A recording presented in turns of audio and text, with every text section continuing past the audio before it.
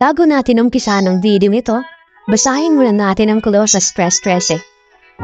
Patuloy ninyong pagtiisan ng isa't isa at lubusang patawarin ang isa't isa kahit pa may dahilan kayo para magreklamo laban sa inyong kapwa.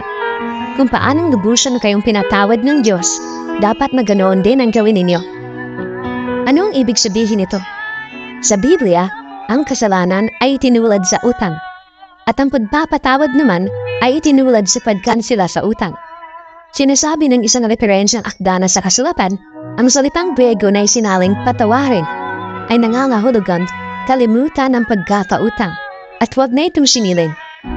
Kaya kapag pinatatawad natin ang isang nagkamali sa atin, hindi na tayo maasa ng anumang bagay na masisingil sa kanya. Ang pagnanais nating magpatawad ay hindi naman nangangahulugang sang-ayon tayo sa maling ginawa ng isang tao o binabaliwala natin ang sakit na nagawa niya.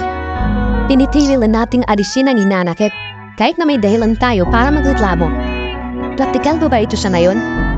Bilang hindi perpekto mga tao, lahat tayo ay nagkakasala. Kaya isang katalinuhan na maging mapagpatawad. Dahil anumang oras, pwede rin tayong magkamali at kailangang humingi ng tawad. At kapag nagpapatawad tayo rin mismo ang nakikinabang. Bakit? Kapag nagkikimkim tayo ng galit at hinanakit at hindi tayo nagpapatawad, sinasaktan natin ang ating sarili.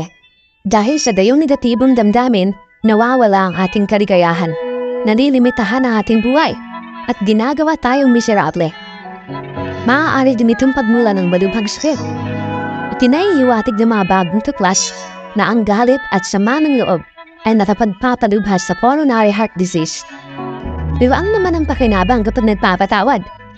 Kapag pinatatawad natin ng iba, napananatili natin ang pagkakaisa at kapayapaan.